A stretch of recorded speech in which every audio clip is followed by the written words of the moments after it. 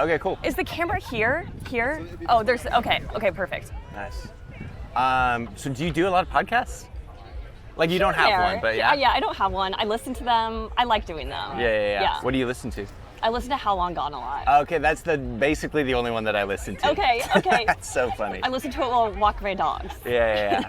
Yeah, I kind of feel like, I know Brian mostly just from like reporting on the space. And like up until a few years ago, it's very much like it's another vehicle or like a medium for like advertising. But lately it's become like creator. I was telling him when we were sitting down, I was like, the three main things that I'm like following this week are like creators, podcasting, and CTV, and increasingly those are like all basically one and the same. So I don't know, I kind of want to talk to you a little bit about like, you clearly don't have a podcast, but you do a bunch of like TikTok, you do a bunch of video, you have Substack. Like, I want to hear a little bit about how your newsletter is like growing and like what you think sort of like next steps are going to look like. I've been doing some reporting about like creators is like the foundation of new media companies. Yeah. And I know that's like probably like relax, I write a Substack or whatever, but like are you thinking about like what are the next steps for after school look like? Yeah, and I would say I think if I had more time in the day, I would love to do a podcast. I think it could even be a daily podcast with everything that's happening, because so much culture changes quickly, and there's not really a podcast documenting like what my newsletter is about. And I think that's the case for many newsletters. And it's just hard, I think, to sit down, record it, tee up guests. So maybe that is just like an infrastructure thing. And then I do make TikToks, which I think of as mini podcasts, but at the same time, if I was doing a daily podcast, I could also slice and dice.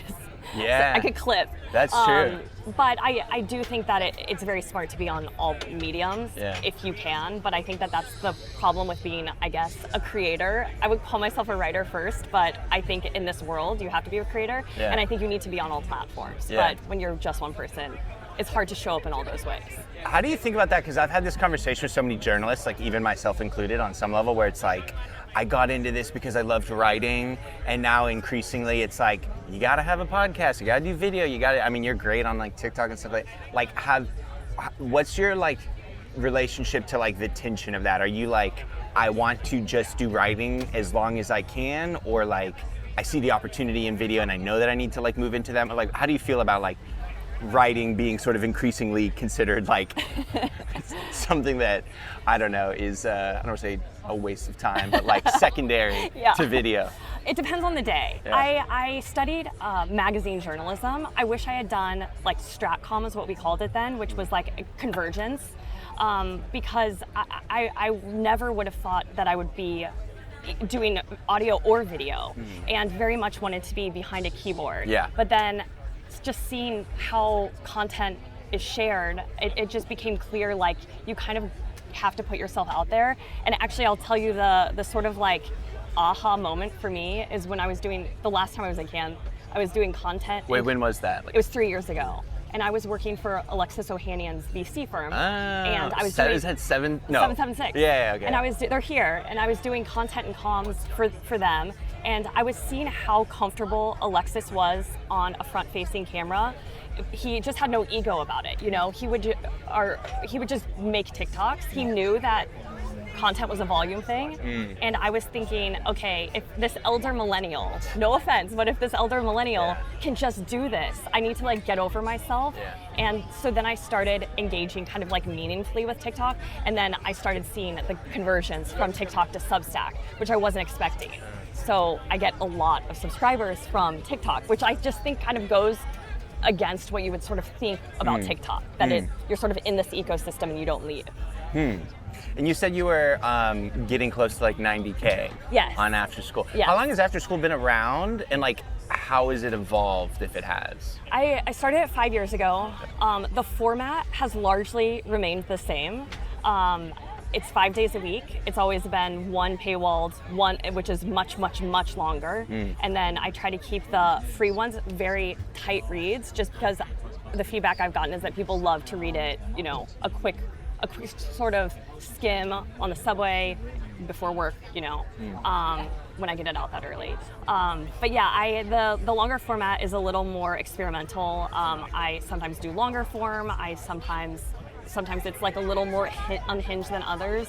But yeah, it's the topics, the voice, that's all stayed the same. And it's like, broadly speaking, Gen Z, now Gen Alpha, sort of research insights, maybe that's like, it's trends on some level. Like, how would you describe it to someone who doesn't know about it? So since really college, I have been obsessed with youth culture shifts. And so in college, I interned at Teen Vogue. I was a youth at that point, I guess, but I interned at Teen Vogue, and I also worked for this place called Y Pulse, which was like a very early Gen Y research firm. Gen Y is what millennials were called at that point. So I've always been really obsessed with, like, I mean, young people are so interesting because they're in a constant state of exploration. So that means they're trying on different personal styles, but they're also downloading apps at a higher, you know, they want what's new. And so I think that that's where cutting edge, you know, shifts happen, and then we sort of we as in people older than the youth adopt them. So I've always been obsessed with youth trends. So I would say that what after school is an exploration of what youth trends are, but youth trends isn't quite as like buzzy or clickable as Gen Z trends or Gen Alpha trends, because youth, it's sort of like, what is that? Who are youths? Teen trends feels too narrow. And then, you know, Gen Z grows up, and then Gen Alpha grows up, but you still continue. So youth remains accurate even as the various generations cycle through it. That makes sense. Yeah, I think high schoolers to early years of college are where the most interesting evolution happens, or trend. That's funny. Yeah, when I was like, well, I used to run a magazine right out of college that was like targeted toward college students. Okay. And I was talking to somebody about this last night, and I was like, our big pitch to advertisers in some capacity was, these are young people who are forming their brand preferences for the first time. Yes. They've just graduated high school, maybe they have some disposable income, they're deciding what shoes to wear and like what brands they like and what streaming services to get, and like that puts them on a path for the rest of their life. They could, you know, change from that path, but like that moment in life is where they're like making those decisions, at least for the first time. Absolutely. They don't have as much disposable income. They don't, but if you get them young, and I think that's why we're seeing so many Gen Alpha beauty brands. Yeah. But although then that raises a larger problem of, does the Gen Alpha beauty brand grow up with the young consumer? I think that's what we've seen with Glossier. They had the sort of zillennial youth, and then that consumer grew up, and then it's like, who is Glossier for now? Yeah. What do you, almost to like, this is gonna be really funny when we look at this in like a year, but I wanna do like a sort of timestamp. What trends are catching your eye at the moment, or like what's interesting to you as it relates to youth culture right now? So the thing that I'm most interested in is this sort of performative analog obsession. So from cameras to CDs to, there's just such, I mean, there's so much, the grandma hobbies, there's so much purported interest in old school, and yet I think that our lives have never been more intertwined in tech. And I also think that Gen Z, I mean, I'm curious, because I'm like so excited you're talking about this, because I have thoughts on this, so go ahead. You're a millennial, right? That's so flattering. I think I'm young millennial. Okay. Yeah. So I think it is purely a social media driven trend. I do think the desire, or the trend speaks to a deeper desire, which is to be less tethered to technology, to feel less like doom scrolly. But I think it is nothing more than performative, a balm, a temporary balm. And I'm also in tandem obsessed with this sort of revolt against AI with Gen Z, and extremely interested in how, if Gen Z opts out, obviously not to all of Gen Z, but if they opt out of AI, reject AI, what does that mean for Gen Alphas who are growing up in households run by AI, moms who are using Claude for their house, what will that be like as they grow up? That's the new source of like child-parent friction, is like, I don't want to use AI to do the laundry, Mom. And so I love that. I think you're like hitting on something that I've been thinking about again lately, which is like in my world, covering like media mostly. Yeah. So many places are like, print media's coming back. People want print media. And there's actually a story I'm doing that comes out tomorrow, that is another brand introducing for the first time a print product. Oh, I can't wait to read it. And it's just like they are positioning it so similarly to this trend that you're talking about, which is like people are online so much, they want to get off, they just want this tactile thing, they want to unplug. And I'm always like, I know people say that, but like that's sort of what like expressed preference and revealed preference. Like people say that they don't want to use AI or they don't like it. They say they don't want technology. They say they want to be offline. And sure, like maybe they do get a print mag, but like that is the exception in terms of behavior. Yeah. 100%. And if you're like, if you're saying anything otherwise, you're either lying to yourself or you're marketing, which I understand. Like I understand that a lot of this is marketing. But it's really sort of like heartening to hear you say that because sometimes I feel like I'm taking crazy pills. I'm like, there was this is... You don't have a dumb phone? I have a friend who lives in Seoul, Korea, and just got a dumb phone and is doing this whole thing where she's like, can I be unplugged in the most plugged in city in the world and like blah, blah, blah. I'm like, you know, we'll see. Yeah. But you know, it certainly like speaks to a feeling and a desire. Yeah. But like there was a story that came out a few weeks ago. It was an opinion piece. It was about why Meta is crumbling. And it was because I think their like active usage like went from, you know, dropped some percentage of 1 billion for the first time. And I was like, and I think the author had like a history of writing these kinds of stories. And then like sort of Meta responded and I found myself reluctantly agreeing with Meta, which was like, no, like, sure, maybe Facebook uses it, I don't know, but like Instagram is, what's like, at some point, the tech empires that dominate now will, you know, be usurped by some, but like, we're nowhere near these companies, like, they make more in a quarter than like most countries make in a year. Like, it's gonna be... Crumbling. Yeah, so anyway, this is all just like, and it's based on this, like, we're sick of these technologies, and like, paradoxically, yes, we are.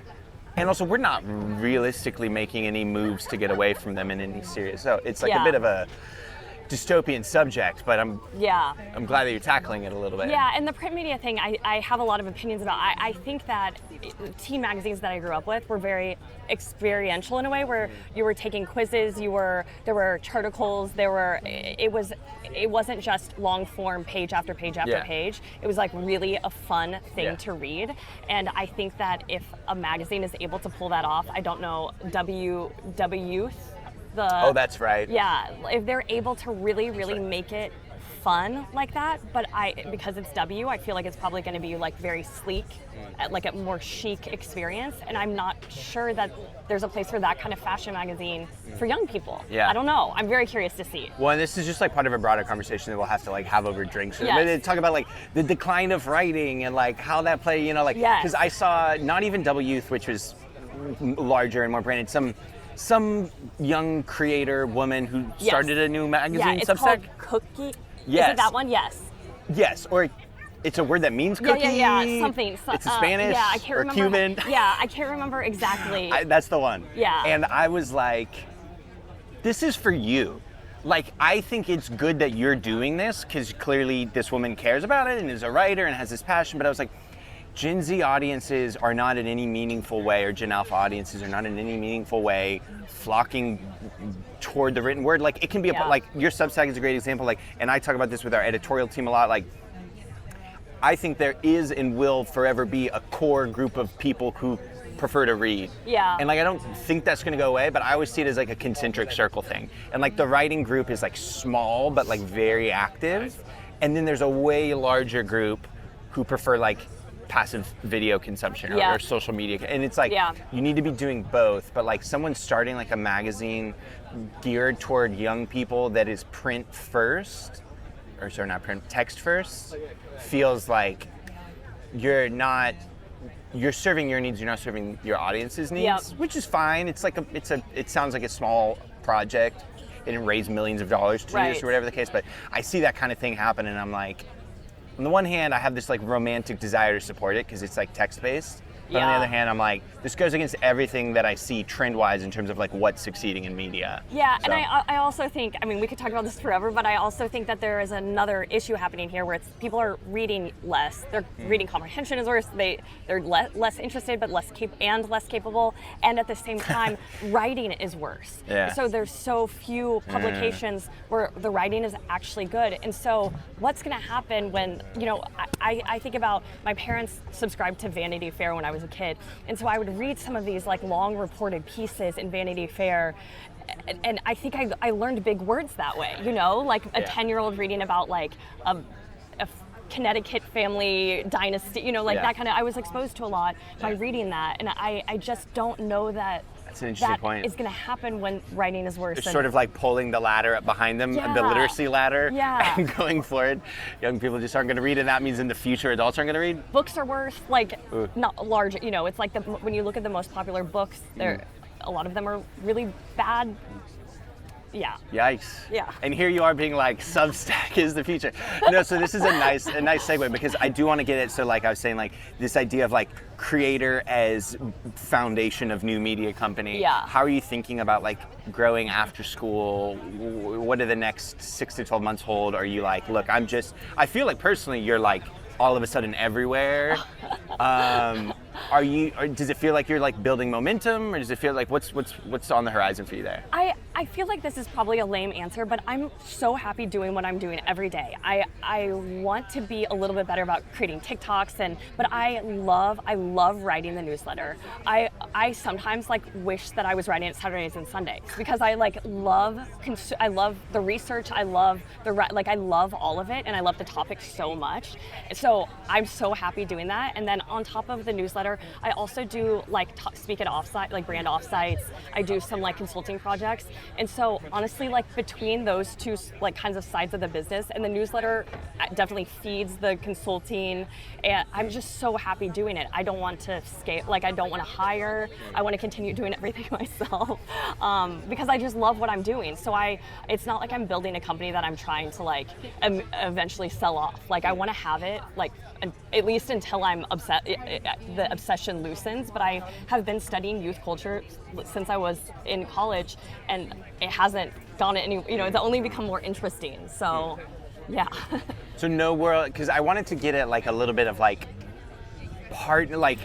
because I understand like very well that like it's something that gets overlooked really easily, is like just the daily work of creating media to run a media business is like 90% of my day. Yeah. And then they'll be like, but on top of that, you got to do videos, and you got to do podcasts, and you got to do all this stuff. And it's like just having relevant reporting to talk about on those things is 90% of my day. So it's like, it's hard to like add on those other things on top of the product you already built, which is why I'm seeing more places do like partnerships, or like you see this with like Vox Media and their podcast network, like let us do the business for you, or like you're partnered with Day One or whatever the case, like let us help you. Or I don't know, do you have an agent? I have a manager. Okay, like, so I have a manager as of he's been with me now a year and a half, and so he does all of the. I get inbound from brands who either want to sponsor the newsletter, or I did something with Spotify where I helped them with a report, but then we also did a like a video like companion to go with it, but then they also wanted it to shout it out in the newsletter. So these sort of like B to B to C things, and he does all of that, which has been such a huge relief for me, because I'm not a business person. I don't want to like be negotiating contracts and things like that. I also am bad at invoicing. Like I want to be doing only the creative stuff. So that has been really helpful, and I think it has helped me kind of scale my operations in terms of income, because he's taking on so much, and he's also frankly asking for higher rates than I ever would dream of. Helpful. You know? Yeah, to have like the pit bull do the negotiating for you, and you just get to be like, what about a world, because like somebody's written about this a few times, but like there's no longer this binary between I'm independent and I work for an institution. Now you're sitting, well, I was going to say like Casey Newton, although they've just done that. But these things where it's like, I am independent, but this, maybe the New York Times like distributes me and we split ad rate. Like, is there any part of you where you're like, I want to keep doing what I do, but it could benefit me to have the resources of like a larger institution to help push some of this stuff? Yeah, I think in terms of a podcast, if someone was like, we will handle literally everything, you just need to show up and talk about it for 30 minutes at this time every day or whatever, once a week or whatever, then I think that would be something. If anybody is interested. I feel like Vox Media, the podcast network, is like signing deals left and right now. You're gonna get like a email as soon as this goes public. That makes a lot of sense. I hear a lot of creators be like, I just want to focus on my craft. I don't want to have to worry about distribution or whatever. But like, at least for you, TikTok, which is both distribution and content. So that's not exactly the same thing, but like, I mean, it sounds like you have like a pretty like sustainable situation right now, and like the balance is good. Yeah. Okay. Yeah. Okay. What do you think? Like, are you looking at other creators or other media companies working with creators and considering any of them to be like innovative or inspiring, or like you're like, I want to try what they're doing? Yeah, I think honestly what Scalable is doing is super interesting. The way that they You're gonna love this freaking free. They brought on some VC funding, I think, from Whaler invested, and I'm not sure exactly what that structure was like, but they have some like supports from Whaler too in terms of like creator. I don't know exactly what the partnership is like, but I think it's really interesting both on their side and Whaler's side. I don't know with Whaler's acquisition if that impacts it at all, but that was just the agency. So I like what they're doing. I think that they are really good at events, and I think that is a really smart business. Actually, Emily Stenberg, I think, does a really good job. Her event, she does such a good, like, her paid tier comes with so many, like legit perks, where it's like, people feel like they're included in something larger than just like reading a newsletter. Which is impossible, I think, to sort of create. Like it just has to happen. I mean, she certainly created that environment, but a brand can't come along and do the same thing. Do you have like any event plans in your near future? I mean, like last night hosting a party with Day One, that was great. I'm not someone who loves to throw parties. I don't love to like be the center of attention in that way, and it's like very terrifying for me. But last night was great, and I do want to do more of that, just because as much anxiety as I have leading up to it, it's always so nice to meet people and also see. I actually had an event with Substack in Day One. It's been a year or two, but to see after the event how many people had things in common, and like it was a legit good like networking for everyone, it seemed. So that seems like an opportunity, but I don't think I'm going to go into the business of events in a serious way, just because that's not. I'm not a party. Like it's not. Well, not a party. Yeah, but like actually, my next question is going to be sort of related to this. Is like what you do. I mean, like this, I know this, but like brands kill for connections with like young audiences. And like you are like the keeper of the keys on that. Like so my question was like, is your typical audience member, is it B2B or is it B2C? And like I'm like, not that you have to do events, but I'm like, you talked about doing consulting earlier. I'm like, you would be killer at like a panel or a conference that was like, here's how to reach like young consumers. Like, I mean, that's a little dry obviously for what you're doing, but like you're sort of knowledge base is in demand from a commercial perspective.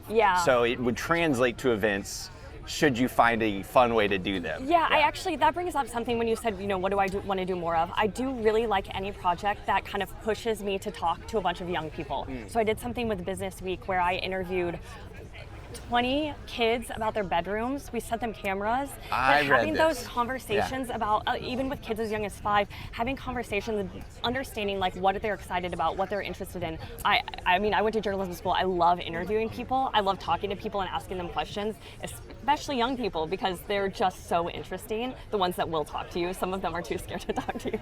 But I would like to, it would be very fun to have a panel of Gen Alphas. That would be sick. You read Matt Bellany at Puck? Do I know him? Do you read him? Oh yeah, I read him. Yes, I love when he does the thing with it's so good. And it's so minimal. It's literally like, I have kids and they have friends. Here's what movies they're excited about. And it's like 10 kids, and it's so obviously not like a massive sample size, but I'm like, as like an old person who has no relationship with kids, it's like that is a glimpse into a really interesting mind. And so like being able to bring that to like brands. And what he does well too is he contextualizes everything. I think a lot of times people, when they're interviewing kids or young people, they're just sharing their sort of like sound bites. There's no context. I think that what he does really well is like brings his own point of view into it. So you don't feel like you're reading like a bunch of disparate teen thoughts. Just the quotes without any sense of why they're saying that. Well, and we probably have to wrap soon, but I asked you this and then I covered it up with a bunch of other questions, but your audience. Yes. Primarily consumer, professional, split? It's How's that very work? interesting. I would say B2B to C, but it's been a bit since I've done an audience survey, but I think it's probably about half like business, marketing, VC, PR, founders trying to understand what Gen Z is doing. And then I think the other half is like, there's a lot of Gen Zer. It's just consumers who are trying to keep on top of like what's next, what's cool. What I've heard from Gen Zers who read it is that they find it interesting to see what their peers are doing. Because you want to know that you're staying on top of things. So yeah. And then there's like old, boomers who are just trying to understand the kids these days. Yeah. I have had a couple of people say they have had to unsubscribe because they don't understand anything I'm saying. The lingo. Which is like, okay, it's not for you then. Yeah. Well, and then, okay, final question. I asked you this like ambiently, but to put it more specifically, because I was talking about this with Brian, I think creators are the next like wave of investment that we're going to see from media companies. You've got like Red Seat Ventures, you got Fox Creator Studios, you got like Amazon Creator Studios. If one of these big streamers comes to you and says, here's $15 million for 5% of the company. We don't want to do anything. We just want to like be the first person you call going forward. Is that at all welcome? Or you're like, look, okay. Yeah. Okay. I think so. I mean, as long as I can continue. Because you were saying earlier, you made it sound like you're like, this is a lifestyle business. I just want to do this. But you're like, if somebody came with money and very few strings, you'd be open. I think it would be interesting, but I would like put a little asterisk.